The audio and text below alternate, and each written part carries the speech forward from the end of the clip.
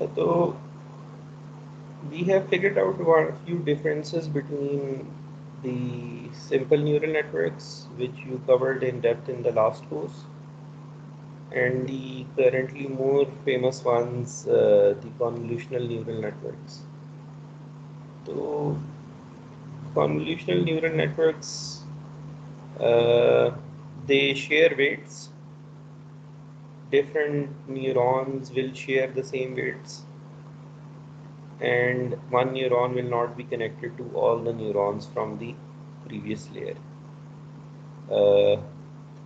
तो ये जब आपको ब्लू वाला बॉक्स नज़र आएगा, तो this is just like you are doing applying a 2D filter on an image. तो now when you see this block diagram, uh, तो आपको जब ये कॉन्वोल्यूशनल लेयर लिखी हुई नज़र आएगी, तो आपको समझ में आ जाएगी कि basically what you are doing is you are applying different filters to your input data. और ये आपने कल कैलकुलेट करने की कोशिश की थी पैरामीटर्स,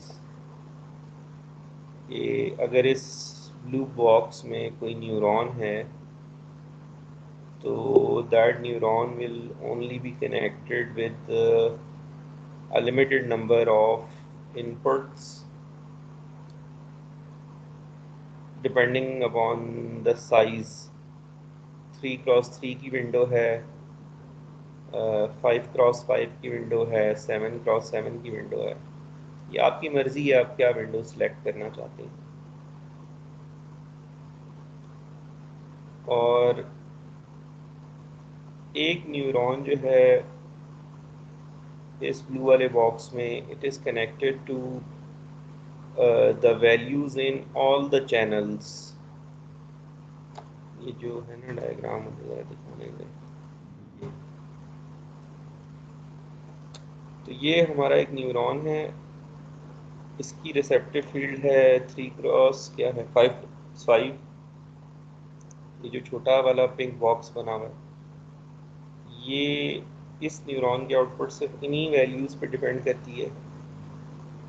तो 5x5 ये वैल्यूज़ हैं, तो हर वैल्यू इस न्यूरॉन के साथ कनेक्टेड है और उस कनेक्शन का कोई वेट है। और जो सेकंड चीज़ है वो ये है कि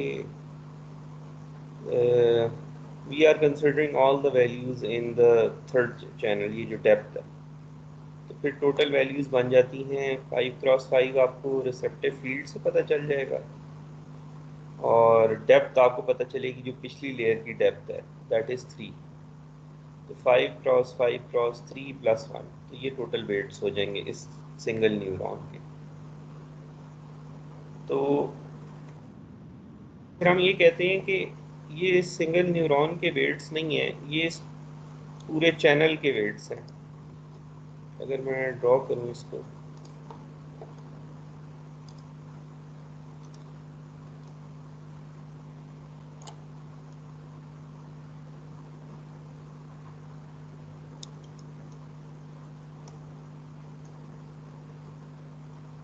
ये मैंने एक ब्लॉक 3D मैट्रिक्स ड्रॉ कर दी है। इसको यूँ करना चाहिए वैसे ड्रॉ।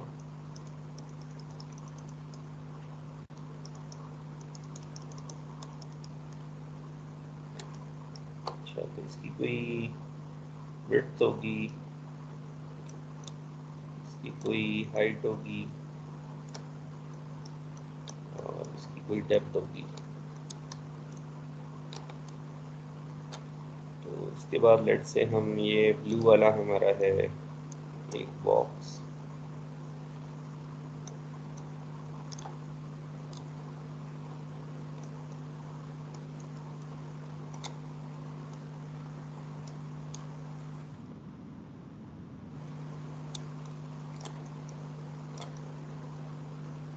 ठीक है। इसकी भी कोई विड्थ, हाइट और डेप्थ है। इसकी विड्थ, हाइट और डेप्थ क्या है ये आप लोग डिसाइड कर रहे हैं। अभी हम देखते हैं कि इसके तीनों पैरामीटर आप लोग डिसाइड करेंगे। लेट्स से ये एक न्यूरॉन है, ये वाला, ये कनेक्ट हो जाएगा जाकर पिछले वाली जो लेयर है ना उसके किसी छोटे से पोर्शन के साथ।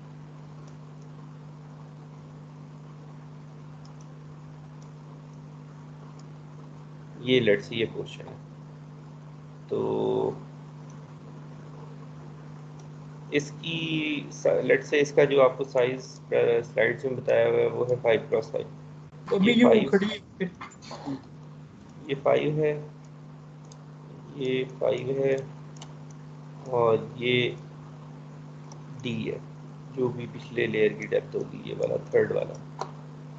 और प्लस एक जो है ना वो हिडन होता है, जो हम अक्सर ड्रॉ नहीं करते, एक हिडन +1 वाला जो आ रहा होता है, इसका भी एक वेट होता है।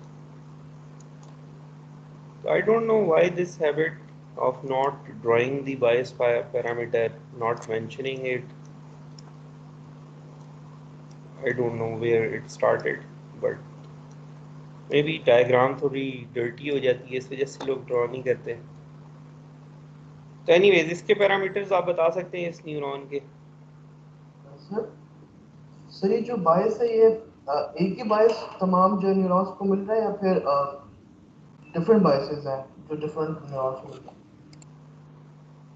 ये आपकी चॉइस है, आप सेम भी कर सकते हैं और डिफरेंट भी कर सकते हैं। मतलब इन मशीन लर्निंग और इन न्यूरल नेटवर्क्स जो भी स्ट्रक्चर डिज़ाइन बनाना है वो आपकी मर्ज़ी है, आप क्या करना चाहते हैं। तो आप हमने यही तरीका सीखा है कि there is no physical laws कि अच्छा ये करें, ये करना चाहिए और ये नहीं करना चाहिए। अगर तो हमारे पास कोई डिज़ाइन चॉइस आ जाती है ना, तो हम दोनों करके जो परफॉर्म बेहतर कर रहा होगा उसको चूज़ कर लेंगे। तो वी डोंट वेट कि हमें कोई आकर बताए कि क्या चीज़ बेहतर है। मेरा ख्याल है कि इनमें जो है वो, आई डोंट नो कि ये the well known architectures what exactly do they do. तो एनीवेज इस न्यूरॉन के आप पैरामीटर बता सकते हैं कितने? 75+1। 5x5 × D, अगर D 3 है तो फिर 71+1 हो गया। उसके बाद ये होता है कि अगर मैं एक और न्यूरॉन रखता इस लेयर में, वो ये होता कि इस पिंक वाले बॉक्स को आपने थोड़ा सा ना राइट पे स्लाइड कर दिया 1 यूनिट, या जितने भी यूनिट आप स्लाइड करना चाहते थे, तो ये इससे कनेक्टेड हो गए वैल्यूज़। तो अब हमने क्या किया कि जो पिंक वाले बॉक्स से वायर्स आ रही थी लाइट ब्लू वाले न्यूरॉन पे, और रेड वाले से जो आ रही थी इस पर्पल वाले न्यूरॉन पे, इनमें वेट्स को कॉपी कर दिया। तो ये इट्स जस्ट लाइक कि आपके पास एक फ़िल्टर है और आप जो है ना उसको स्लाइड करते हुए जा रहे हैं इमेज के ऊपर, और हर पॉइंट पे ना जो आउटपुट वैल्यू है वो आप रिकॉर्ड करते हुए जा रहे हैं। तो इसका मतलब ये हुआ कि ये जो पहला चैनल बनेगा ना ब्लू वाले डब्बे का, ये जो सारी वैल्यूज़ आएंगी आपके पास,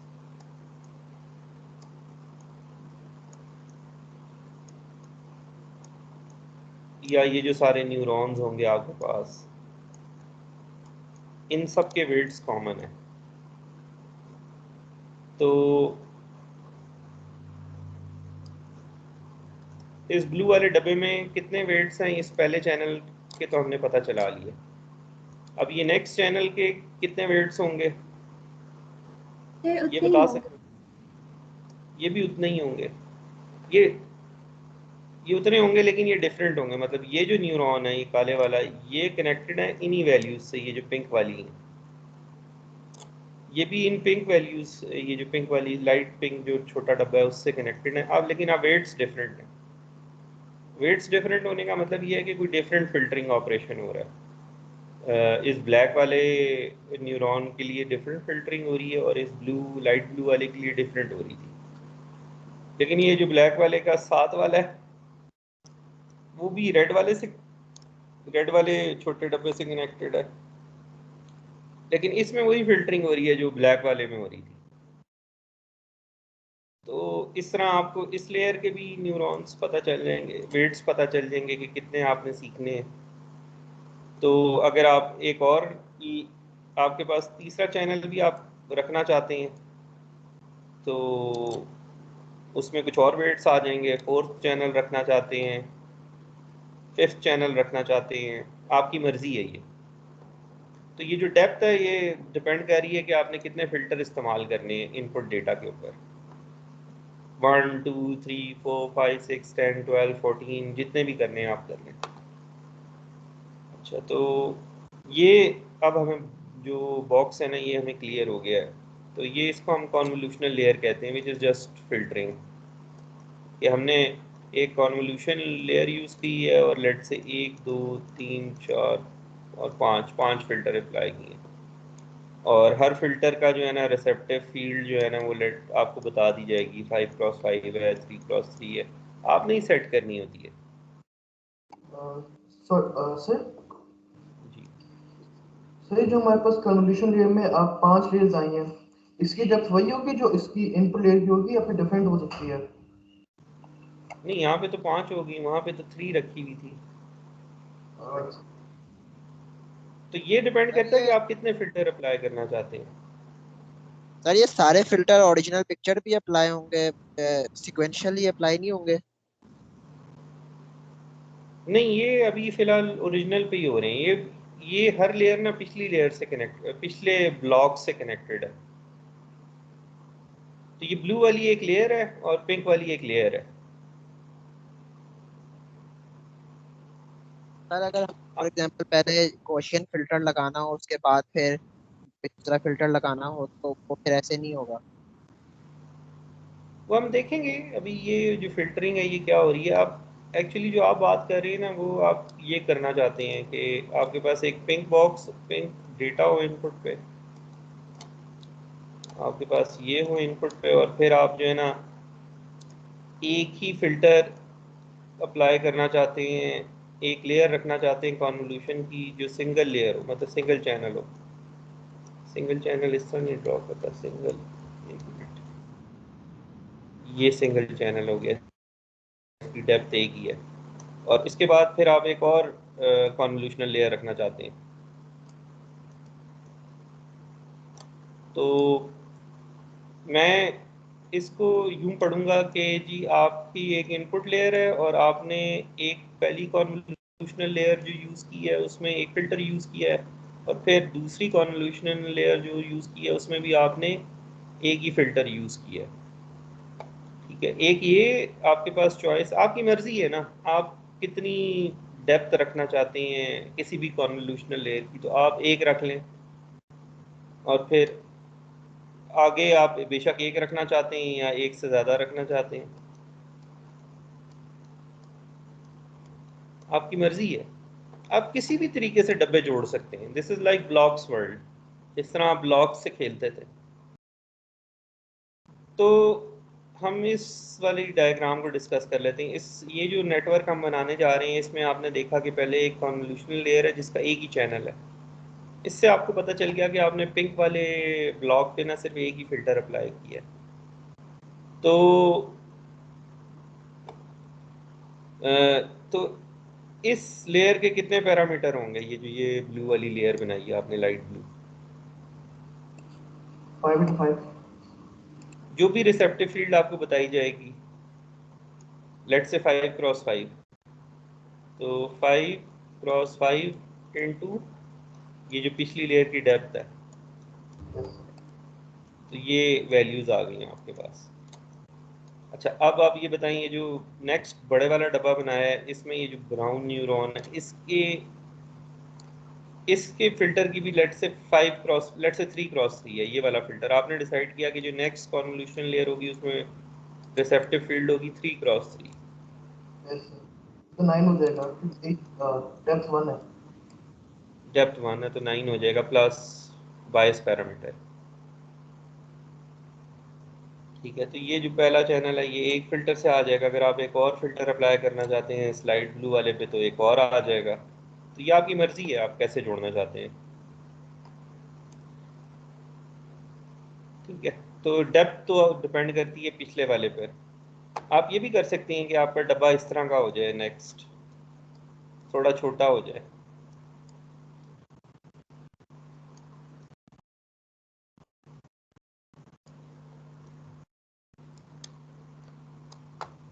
तो डब्बा छोटा कैसे होगा ये भी हम देखते हैं। लेट्स सी, ये न्यूरॉन है, ये इन वैल्यूज पे डिपेंडेंट है। इसके भी कोई रिसेप्टिव फील्ड है, लेट्स से 3x3। तो बट ये वाला जो डब्बा बनाया है ये भी कॉन्वोल्यूशनल लेयर है, इसमें भी काफ़ी सारे आपने फिल्टर अप्लाई किए हैं, लेकिन ये डब्बे की हाइट और विड्थ छोटी है इस ब्लू वाले डब्बे से। वो हम अभी देखते हैं कि वो डब्बा छोटा कैसे हो जाएगा। तो बहरहाल ये जो भी चीज़ें हैं ना, ये these are artificial neural networks. ये आपकी मर्जी है आप क्या करना चाहते हैं।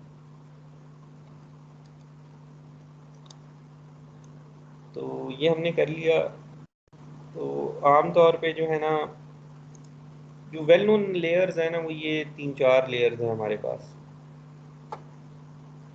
इनपुट लेयर तो डेटा हो जाएगा, इमेज 3D होता है, और ND डेटा भी हो सकता है आप लोगों के पास के 3 से ज़्यादा डेप्थ हो।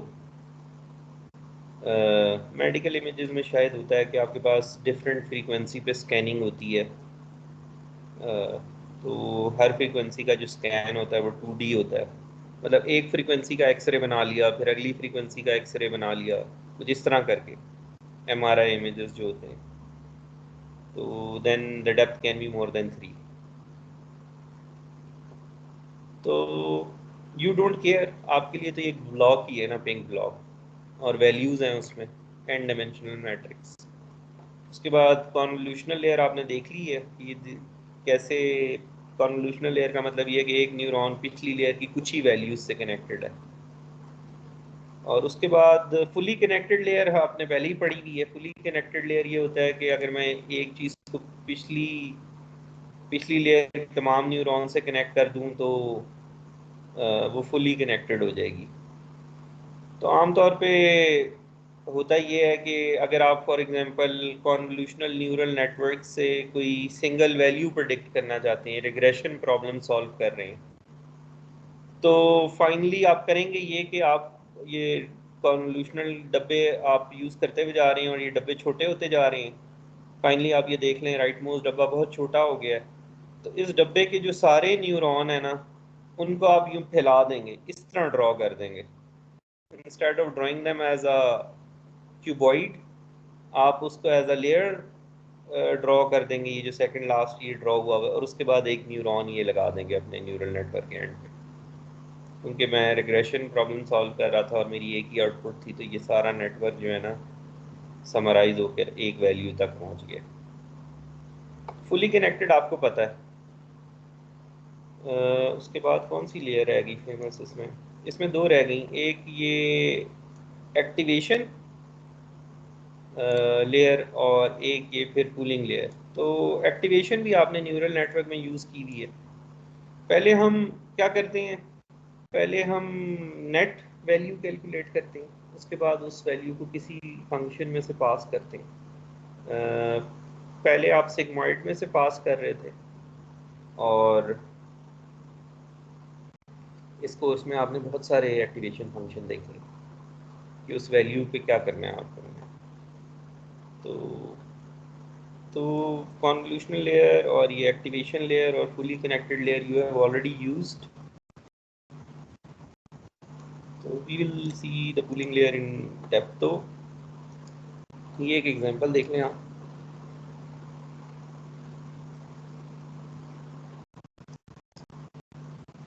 ये कोई नेटवर्क है जो 5 ऑब्जेक्ट्स को क्लासिफाई करता है। वो 5 ऑब्जेक्ट में, तो आप इनपुट पे इमेजेस देते हैं जो कि कलर्ड इमेजेस होते हैं। तो ये ऊपर जो है ना आपको आर्किटेक्चर नज़र आ रहा है। तो इसने कहा कि जी पहले मैंने कॉन्वोल्यूशन अप्लाई की, एक छोटा जब आपने आपने एक फिल्टर अप्लाई किया तो ये आउटपुट आ गई। अब और दूसरा फिल्टर ये आउटपुट आ गई, तीसरा फिल्टर अप्लाई किया तो कोई और आउटपुट आ गई, फोर्थ फिल्टर अप्लाई किया तो कोई और आउटपुट आ गई। तो कितने फिल्टर आपने अप्लाई कर दिए? 1 2 3 4 5 6 7 8 9 10। तो इन्होंने पहली जो कॉन्वोल्यूशनल लेयर है ना उसमें 10 फिल्टर अप्लाई कर दिए। फिर इन्होंने कहा कि अब मैंने नेट वैल्यूज कैलकुलेट कर दी हैं, तो मैं ये करता हूँ कि इन वैल्यूज पे कोई एक्टिवेशन फंक्शन अप्लाई कर देता हूँ। एक्टिवेशन फंक्शन अप्लाई करने का मतलब यही होता है कि अगर तो इनपुट जो है वो एक खास वैल्यू से, और इनपुट अगर एक खास वैल्यू से बड़ी है तो कोई, अब ये डिपेंड कर रहा है कि आप कौन सा एक्टिवेशन फंक्शन यूज कर रहे हैं। तो फॉर एग्जांपल अगर आप लेट्स से हॉरिजॉन्टल एज, एक फिल्टर ये है जो हॉरिजॉन्टल एजेस डिटेक्ट करता है। तो आपने वो फिल्टर अप्लाई किया और उसके बाद थ्रेशोल्ड अप्लाई कर दिया और ये देखा कि कौन से पिक्सल्स जो है ना वो नॉन ज़ीरो हैं। इससे आपको पता चल जाएगा कि एज कहाँ पे है, हॉरिजॉन्टल एज किधर है। यही काम हम किया करते थे जब हम स्टैंडर्ड इमेज प्रोसेसिंग कर रहे होते थे, कि फिल्टर अप्लाई किया और फिर कोई थ्रेशोल्ड अप्लाई कर दिया to find out strong gradients. तो आपके पास ये आउटपुट आ गई। आपने दोबारा एक कॉन्वोल्यूशनल लेयर अप्लाई कर दी, फिर एक्टिवेशन अप्लाई कर दिया, और फिर we will come to cooling layer, और फिर कूलिंग लेयर के बाद दोबारा कॉन्वोल्यूशनल लेयर। अब ये कर ये रहे हैं कि ये एक सैम्पल आर्किटेक्चर है, आपकी मर्जी है आप क्या करना चाहते हैं।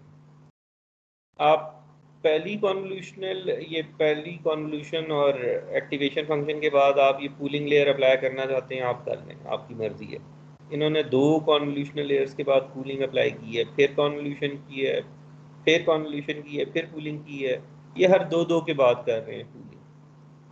और फाइनली ये जब ये लेयर के बाद जो है ना ये सिंगल, ये जो आपकी फुल्ली कनेक्टेड लेयर आ गई।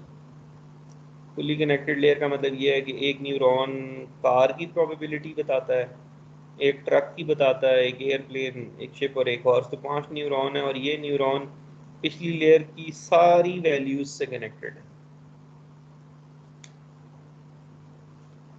तो सिर्फ आखिरी लेयर में जाकर हमने फुली कनेक्टेड किया है। इसमें भी आपकी मर्जी है, ज़रूरी नहीं था कि आप फुली कनेक्टेड करते, आप इधर भी कुछ ही वैल्यूज से कनेक्ट कर देते। But these are some of the different layers which people use, और कोई रूल नहीं है कि ये ही करना है आपने, आपकी मर्जी है। दीज आर आर्टिफिशियल नेटवर्क, जो तार रखना चाहते हैं रखें, जो तार डिलीट करना चाहते हैं कर दें।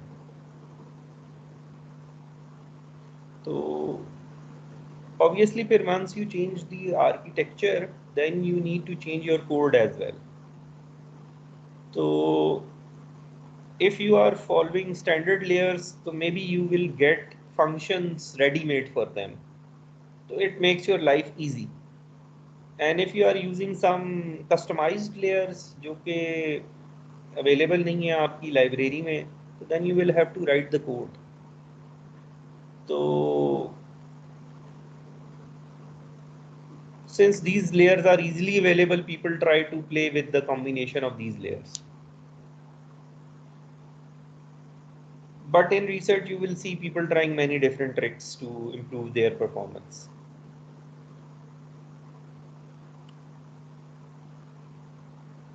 तो ये एक सैम्पल आर्किटेक्चर है, इस तरह हम ड्रॉ कर लेते हैं। अब हम देखते हैं कि हमारी कौन सी लेयर है। अच्छा ये हमने कर लिया। तो यही हुआ कि ये एक ब्लू न्यूरॉन की वैल्यू आई आपके पास, sum of products plus adding a bias term, और उसके बाद कोई एक्टिवेशन फंक्शन अप्लाई कर दिया। तो ये पूरा का पूरा जो ब्लू ब्लॉक है इसकी हर वैल्यू के ऊपर एक एक्टिवेशन फंक्शन अप्लाई हो जाएगा। ठीक है, तो रहेगा साइज ब्लू ब्लॉक जितना ही, बट वैल्यूज चेंज हो जाएंगी इस ब्लू वाले डब्बे में।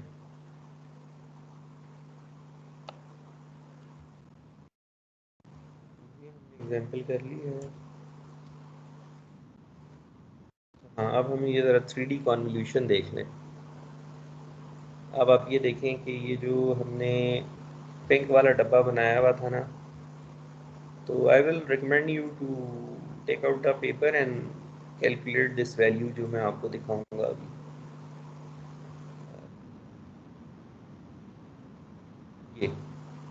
ये जो केस है आपका, ये वाला या ये वाला केस, लेट्स से 5x5x3 का फिल्टर है। तो ये देखिए आप, ये एक एग्जांपल है। इनपुट वॉल्यूम जो है उसका साइज़ है आपके पास 7x7x3, 7x7x3 है। 1 2 3 4 5 6 7, 1 2 3 4 5 6 7। ये पहला चैनल हो गया इनपुट का, ये दूसरा चैनल हो गया इनपुट का, और ये तीसरा चैनल हो गया। We are assuming that our input volume is 7x7x3। और आपका एक फिल्टर ये वाला है, ये जो सेकंड कॉलम है फिल्टर W0 जिसको कह रहे हैं, और एक फिल्टर W1 है। और हम अप्लाई करेंगे पहले फिल्टर W0 इस ब्लू वाले वॉल्यूम इनपुट चैनल पे, तो ये आउटपुट आ जाएगी आपके पास। और जब ये W1 फिल्टर अप्लाई करेंगे इनपुट पे, तो ये दूसरे वाली आपके पास आउटपुट आ जाएगी। सर इनपुट वॉल्यूम हम हमेशा पैडिंग के बाद ही लेते हैं, क्योंकि इसमें 7 तो पैडिंग के बाद।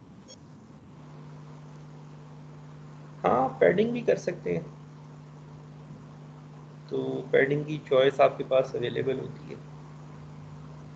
असल में आप करते ये हैं कि आप कह देते हैं कि जी मेरा आउटपुट वॉल्यूम का साइज़ ये होगा। कोई स्टैंडर्ड साइज़ आप बनाना चाहते हैं तो उसके लिए आपको फिर पैडिंग करनी पड़ती है। बट आई सपोज ये जो लाइब्रेरीज अवेलेबल हैं they do that for you. आप कह देते हैं कि ये मेरा इनपुट वॉल्यूम है, ये मेरे फ़िल्टर का साइज़ है, तो वो खुद ही आउटपुट वॉल्यूम क्रिएट कर देता है। तो they take care of this implementation detail. अच्छा बार अभी अगर आप ये रेड पहले वाला फ़िल्टर स्लाइड करें इस ब्लू वाले चैनल के ऊपर, तो कितने फुल ओवरलैप्स आते हैं आपके पास?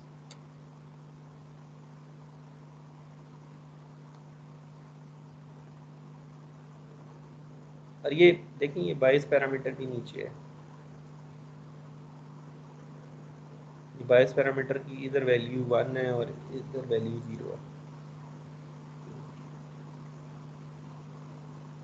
तो ये जो पहली वैल्यू है -4, यही आती है इधर। ये फिल्टर अगर इधर प्लेस करें और सारी वैल्यूज़ को जमा करें तो -4 आता है। Try calculating it.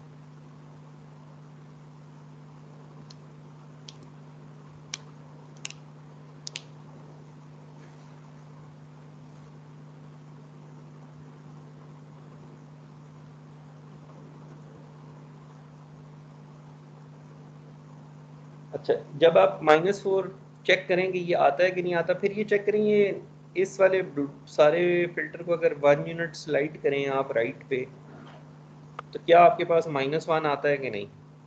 ये दो वैल्यूज़ आपने बतानी है मुझे, -4 और -1 चेक करके।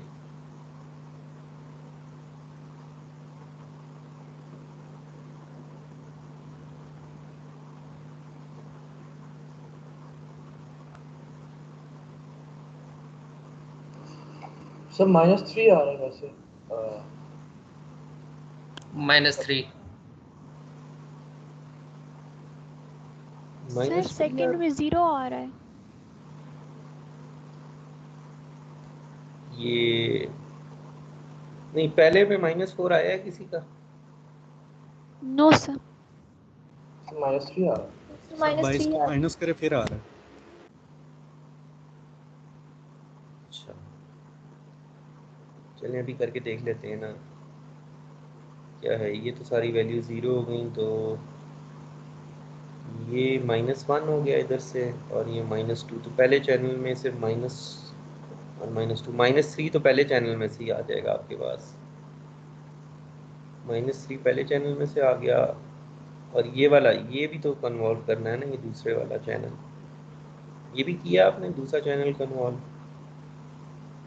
Yes sir. तो सर जब ये 22 को ऐड करें तो -4 आता है। Yes sir. ठीक है, -4 आ गया। तो उसके बाद एक यूनिट राइट पे स्लाइड करें तो देखिए -1 आ रहा है।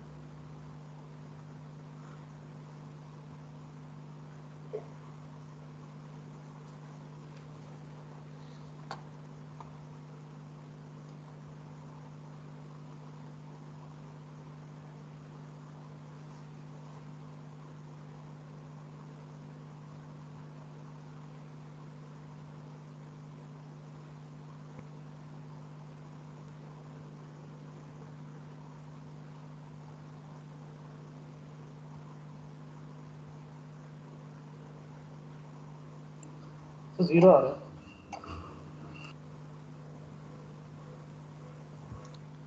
अच्छा तो अच्छा मुझे एक -1 बात आ रहा है बताएं। 22 को ऐड करके। जब पता नहीं आया -4 पे तो मैं आपसे एग्री करूंगा, -1 पे मुझे डाउट है। मुझे बस आप ये बताएं कि फुल ओवरलैप्स कितने होंगे जब इस फिल्टर को इस ब्लू चैनल पे आप स्लाइड करेंगे तो? 6 है।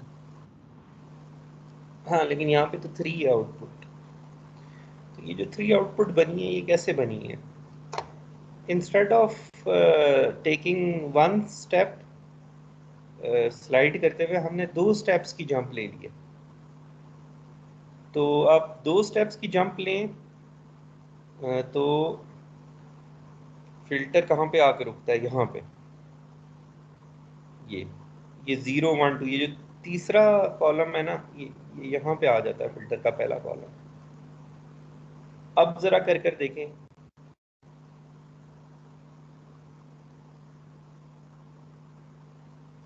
क्या -1 आता है?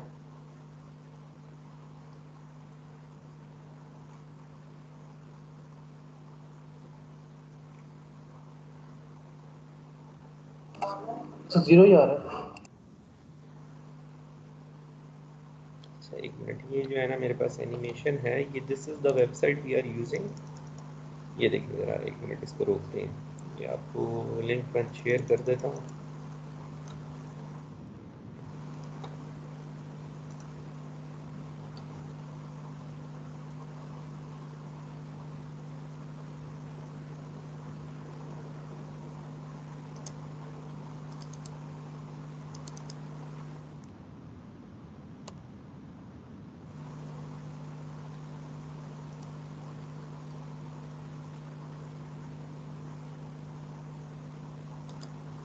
अच्छा ये हमारे पास वैल्यूज़ आई हैं।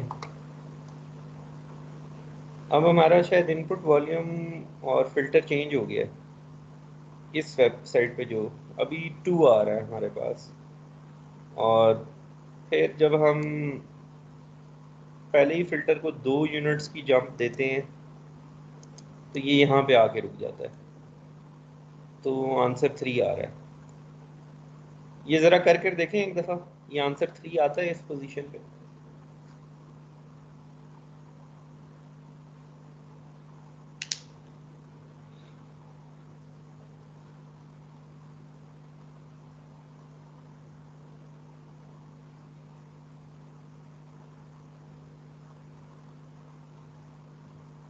Yes sir.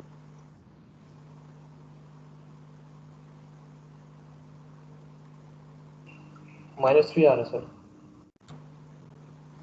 नहीं, एक बंदे का तो 3 आ गया।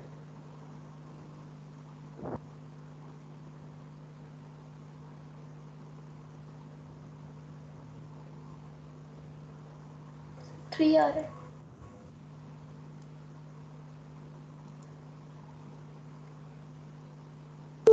सर 3 आ रहा है। ठीक है, तो ये आप करेंगे केयरफुली तो 3 ही आएगा, क्योंकि ये कंप्यूटर ने कैलकुलेशंस की है ना, तो ये गलती नहीं हो सकती यहाँ पे।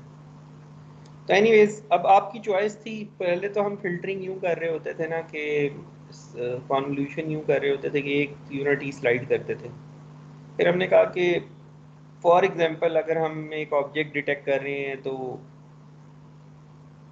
हो सकता है वो इस जगह पे हो या 2 यूनिट्स छोड़ कर हो, हमें इतना फाइन टेस्टिंग करने की ज़रूरत नहीं है। तो इस तरह ना हमारे जो आउटपुट है उसका साइज़ छोटा हो सकता है, आउटपुट वॉल्यूम जो है। तो ये अब आपकी मर्ज़ी है, आप 1 यूनिट की जंप करना चाहते हैं, 2 की करना चाहते हैं, 4 की करना चाहते हैं, 6 की करना चाहते हैं, दिस इज़ योर चॉइस। इसको हम कहते हैं कि आपने स्ट्राइड यूज़ की है, तो आप कॉन्वोल्यूशनल लेयर में फ़िल्टर का साइज़ बताते हैं, डेप्थ जो है वो पिछले वाला चैनल बताता है, और फिर आप स्ट्राइड बताते हैं कि मुझे कितने की स्ट्राइड चाहिए, 1 2 व्हाटएवर। तो आपके पास आउटपुट वॉल्यूम आ जाता है। तो ये देखें, ये सारी these are all design choices कि क्या करें। स्ट्राइड बढ़ा देते हैं तो पैरामीटर कम हो जाएंगे, कम न्यूरॉन्स हो जाएंगे ना आउटपुट वॉल्यूम में, तो पैरामीटर कम हो जाएंगे तो ओवरफिटिंग कम हो जाएगी। स्ट्राइड बढ़ाने का नुकसान ये हो सकता है कि कुछ चीज़ें हम मिस तो कर रहे हैं, तो एक ट्रेड ऑफ है आपके पास, आप कर देख लें। तो इसी तरह आप न्यूरल अपने नेटवर्क्स बनाए हैं जो लोगों ने शुरू में बनाए हैं, कि ये छोटी छोटी चीज़ें चेक की हैं। अब इसमें कोई there isn't any big science involve in it, हर चीज़ ट्राई करते जाएं, कोई ना कोई चीज़ तो बेहतर निकलेगी। अब जिसके पास कंप्यूटिंग रिसोर्स ज़्यादा है वो जीतेगा इस रेस में, चांसेस आर, जिसके पास अच्छे कंप्यूटर हैं या जिसके पास डेटा बहुत ज़्यादा है। Once upon a time, in the first decade of this century, till 2012, you could do quality research with simple computer or a simple laptop. तो उसके बाद after 2012, since we got into this thing, there were so many choices, and since neural networks were doing better than other algorithms, everybody wanted to सी के उसकी problem पे neural network, deep networks कैसे function करेंगे। तो deep networks की research तो फिर इस तरह होती है, और दिस डिमांड्स कंप्यूटेशंस। अब इसकी एक एग्जांपल मैं आपको देता हूँ कि I read a recent paper about fake image detection. It was from Facebook and they were using 800 GPUs for that paper. मतलब पूरा फेसबुक जो है ना उन्होंने अपने अब आई वाज वंडरिंग कि if I calculate the total number of GPUs available in Pakistan, तो शायद वो 800 नहीं होंगे in research labs. So since you want to try so many things, uh, you need computational resources, and then doing research in deep learning is a tricky part. You might, it is expected of you to do all these different testings. This is from a research perspective. If you want to work for a startup, then maybe already you will get very good deep networks which are already trained, object detectors or face detectors. So one has to be careful. Everybody starts running after deep networks. It's a double-edged sword. So one would never be able to publish in high quality venue if you don't understand the dynamics of research. तो anyways, तो ये हमारी convolutional layer हो गई। आप play कीजिएगा ना जाके, इसको बटन को प्रेस करें ना तो वो रोक देता है इस फिल्टर को और आपको इंटरमीडिएट रिजल्ट दिखा देता है। तो अब ये दूसरा फिल्टर अप्लाई होना शुरू हो गया, तो जो दूसरा चैनल है वो क्रिएट होना शुरू हो गया आउटपुट लेयर में से।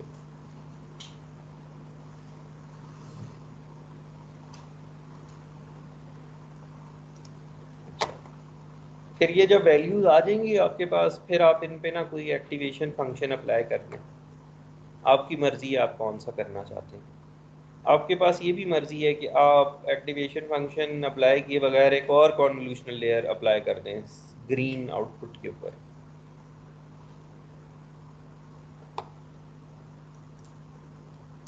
तो ये हमारा हो गया कॉन्वोल्यूशनल लेयर, ये हमने कैलकुलेट कर लिया है।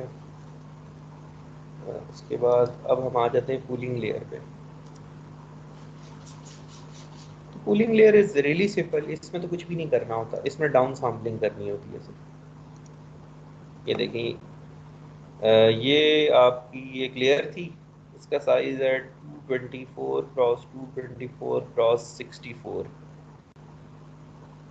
अच्छा, आप मुझे बता सकते हैं कि हमने इस वाली लेयर से पहले जो ब्लॉक था, ये जो भी लेयर है, दिस इज दी, ये कोई इस किसी भी लेयर की आउटपुट है। इससे जो पिछली लेयर थी उस पे हमने कितने फिल्टर अप्लाई किए हैं, आप बता सकते हैं? 64। हाँ 64 सर। 64 अप्लाई। और अगर हमने स्ट्राइड 2 की रखी है तो पिछले वाले जो वॉल्यूम है उसकी विड्थ और हाइट क्या होगी?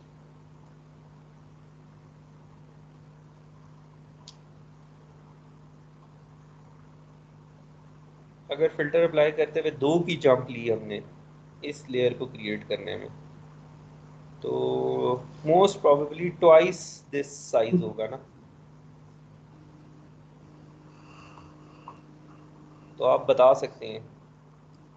अच्छा, एनीवेज, ये आपके पास एक लेयर थी, इसका एक चैनल नीचे हमने बना लिया और इसको डाउन सैंपल कर दिया बाय 2। तो इसको कहते हैं जी पूलिंग कर दी हमने। हमने समराइज कर लिया चीज़ को। तो अब हमारे पास डेप्थ वही रही लेयर की 64 और साइज ज़्यादा हो गया। ये हमने देखें, आप ये देखें, हमने आखिर में तो 5 आउटपुट पे जाना है ना, अगर हम इस नेटवर्क की बात कर रहे हैं। शुरू हम कहाँ से हो रहे हैं कि एक इमेज से, और इन द एंड हमने 5 आउटपुट्स करनी है, तो हमने छोटा तो करना है ना अपने साइज को, समराइज करना है। तो उसके लिए हमने बस ये डाउन सैम्पलिंग यूज कर शुरू कर दी। तो ये देखें, ये जब इस लेयर के बाद ये पूलिंग लेयर आई है, तो ये आप ज़रा ये देखें, ये जो पूलिंग लेयर है इसमें आप पिक्सल गिन सकते हैं कितने, कितना छोटा साइज कर दिया कि हर पिक्सल नज़र आना शुरू हो गया डायग्राम में। शुरू में आपको पिक्सल नज़र नहीं आ रहे, लेकिन पूलिंग करने के बाद ना यहाँ पे आप you can see these pixels already. तो जो छोटी तस्वीर हो ना उसको प्लॉट करें तो इस तरह नज़र आती है, हर पिक्सल नज़र आना शुरू हो जाता है। तो पूलिंग जो है ना, पूलिंग लेयर साइज छोटा करती है। अगर आप इस पहली कॉन्वोल्यूशनल लेयर के बाद और एक्टिवेशन लेयर के बाद पूलिंग कर देते तो शुरू में ही पैरामीटर्स बहुत कम हो जाते, आधा हो जाता वॉल्यूम का साइज। तो पैरामीटर कम करने का फ़ायदा तो आपको पता ही है। अगर आपका नेटवर्क ओवरफिट कर रहा है तो may be you might use more cooling layers, but cooling layer use करने से ये भी हो सकता है कि अंडर फिटिंग होना शुरू हो जाए, आप इंफॉर्मेशन लूज़ भी कर रहे हैं। तो डाउन सैम्पलिंग तो आपको करनी आती है। कैसे करते थे डाउन सैम्पलिंग?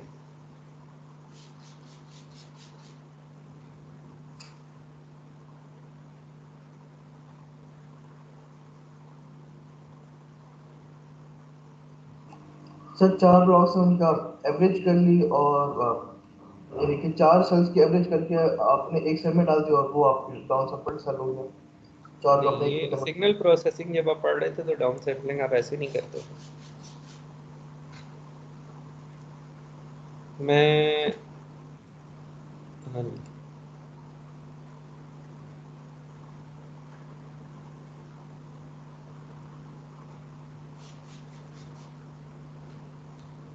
पहले डाउन सैम्पलिंग करने से पहले आप कोई फिल्टर अप्लाई करते थे ताकि लिएजिंग ना हो, और फिर डाउन सैंपल करते थे।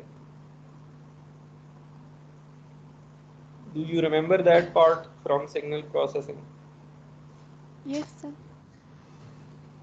ठीक है, तो इधर तो ऑलरेडी फिल्टरिंग हो ही रही है ना, तो इधर इस वजह से हम सैंपल्स ड्रॉप कर देते हैं। आप ड्रॉप भी कर सकते हैं या आप कोई और सोफिस्टिकेटेड मेथड भी यूज़ कर सकते हैं। तो स्टैंडर्ड सिग्नल प्रोसेसिंग करते हुए हमने बहुत सारी चीज़ों का ध्यान रखा है। जब हम फ़िल्टर बना रहे होते थे तो हमने कहा कि जी फ़िल्टर जो है ना उसके नंबर ऑफ कोफिशिएंट्स जो हैं वो ऑड होने चाहिए। अगर आप सिग्नल प्रोसेसिंग का दोबारा जाकर देखेंगे ना लिटरेचर, तो ऑड नंबर ऑफ फिल्टर्स ही आप यूज़ करते थे कॉन्वोल्यूशन करते हुए। यस उसकी सर। उसकी रीज़न ये होती थी कि जो ऑड फिल्टर का फेज़ रिस्पॉन्स होता है ना, वो लीनियर फेज़ रिस्पॉन्स होता है। We will not discuss what phase response is, आप लोगों को पता होगा, but we figured that out after lot of hard work कि ये अच्छी क्वालिटी होती है linear phase response. Non linear phase response वाले फिल्टर हमें अच्छे नहीं लगते। तो वो फिल्टर डिज़ाइन थ्योरी थी कि फ़िल्टर बनाने का एक तरीका था और नंबर ऑफ फिल्टर्स हम ऑड रखते थे। उसके बाद डाउन सैम्पलिंग का एक तरीका था कि हम जो है पहले एक एंटी एलियासिंग फ़िल्टर अप्लाई करते थे और फिर डाउन सैम्पल करते थे। तो this is your entire signals and systems and DSP जो आप लोगों ने पढ़ा है। These were the major focus points of those that lecture। अब यहाँ पे बिल्कुल हम परेशान हो ही नहीं रहे, ब्लॉग जोड़ते जा रहे हैं और यहाँ पे अपनी मर्जी से कोई फ़िल्टर रख लिया हमने, फ़िल्टर का साइज़ और पैरामीटर भी नहीं बताए, वो बैक प्रोपेगेशन करके सीखेंगे। और यहाँ पे जो है वो कोई फिक्र नहीं की कि क्या फ़िल्टर अप्लाई हुआ है, एंटी एलियासिंग फ़िल्टर अप्लाई हुआ है नहीं हुआ, और उसके बाद जो है ना डाउन सैंपल कर दिया। तो एक तरीका ये है डाउन सैम्पलिंग का, जिसको मैक्स पूलिंग कहते हैं। तो ये मैक्स पूलिंग बहुत आसान है। वो कहते हैं कि जी आप जो है वो कोई विंडो ले लें और उस विंडो में से कोई मैक्सिमम वैल्यू अपने पास रख लें। तो ये एक मैक्स पूल लेयर है जिसमें फ़िल्टर का साइज़ 2x2 है। तो इस वजह से हमने ये 2x2 वाली जो वैल्यूज़ हैं उनको एक कलर कर दिया है। इनमें से आप देखेंगे तो पहले वाले पिंक में मैक्सिमम 6 है, ग्रीन में मैक्सिमम 8 है, और ये जो येलो है इसमें मैक्सिमम 3 है, और ये जो ब्लू है इसमें मैक्सिमम 4 है। और स्ट्राइड 2 का मतलब ये है कि 2x2 का फ़िल्टर आप अप्लाई कर रहे थे तो जंप लगा कर एक दो की जंप लगानी है आपने। तो अब हमने 2 की जंप लगा ली। स्ट्राइड 2 का मतलब यही होता है। और ये बस इसको फ़िल्टर तो हम ऐसे ही कह रहे हैं, इसमें कोई पैरामीटर है नहीं, देयर आर नो पैरामीटर्स। जब हम कूलिंग लेयर लगाते हैं ना, तो कूलिंग लेयर के कोई पैरामीटर नहीं होते इधर। बस ये जो है ना, इनमें से कोई एक वैल्यू सिलेक्ट होनी होती है, वो हो जाती है और डब्बे का साइज़ छोटा हो जाता है। तो आप मैक्सिमम वैल्यू नहीं लेना चाहते तो आप एवरेज कर लें, और आप मैक्सिमम और एवरेज दोनों कर लें, आपकी मर्ज़ी है। तो ये पूलिंग करने के लिए लोगों ने बहुत सारी टेक्निक्स यूज़ की हैं, और इनमें से बेहतर कौन सी है वो आप करके देख लें कि कौन सी बेहतर है। तो बहरहाल साइज़ छोटा कर रहा है हमारा, पैरामीटर कम हो रहे हैं। तो this was your cooling layer. आप दोबारा जाके वो नेटवर्क देखें आप जो आपने बनाया हुआ है। अब ये पूरा का पूरा नेटवर्क ना आपने डिकोड कर लिया है। पहली लेयर है कॉन्वोल्यूशनल लेयर, उसमें कितने फ़िल्टर अप्लाई हुए, कौन सा एक्टिवेशन फंक्शन अप्लाई हुआ। नेक्स्ट कॉन्वोल्यूशनल लेयर है, उस पर कितने फ़िल्टर अप्लाई हुए, उसके बाद कौन सा एक्टिवेशन फंक्शन इस्तेमाल हुआ, आपकी मर्ज़ी थी आप बदल देते। उसके बाद कूलिंग आपने कर दी, आपकी मर्ज़ी है आप एवरेज करना चाहते हैं। उसके बाद आपकी मर्ज़ी है आप कॉन्वोल्यूशनल लेयर यूज़ करना चाहते हैं। फिर कौन सा एक्टिवेशन फंक्शन है, कितनी लेयर्स आप यूज़ करना चाहते हैं, आपकी मर्ज़ी है।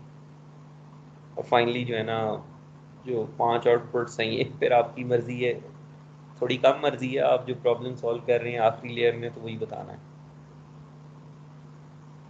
तो इसमें कोई हार्ड एंड फास्ट रूल नहीं है कि इस लेयर के बाद क्या करना है हमने, और कितनी लेयर्स होनी चाहिए, कितने फ़िल्टर होने चाहिए, कितनी रिसेप्टिव फील्ड होनी चाहिए, क्या स्ट्राइड होना चाहिए। These are all design choices. बदलें और देख लें क्या होता है।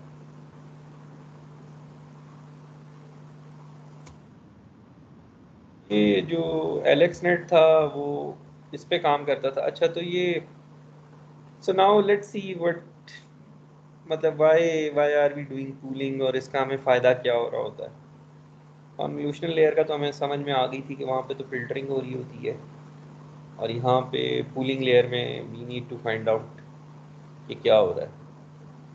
ठीक है, साइज़ कम हो रहा है, बट इसके अलावा कुछ हो रहा है। तो I think so it's break time. Let's take a short break and then let's continue from there.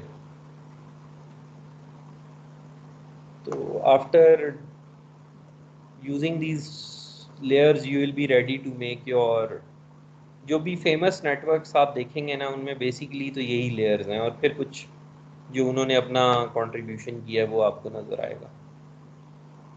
तो इन्हीं के यही डिफरेंट ब्लॉक्स हैं जिनको डिफरेंट ऑर्डर में अरेंज करके people have tried to achieve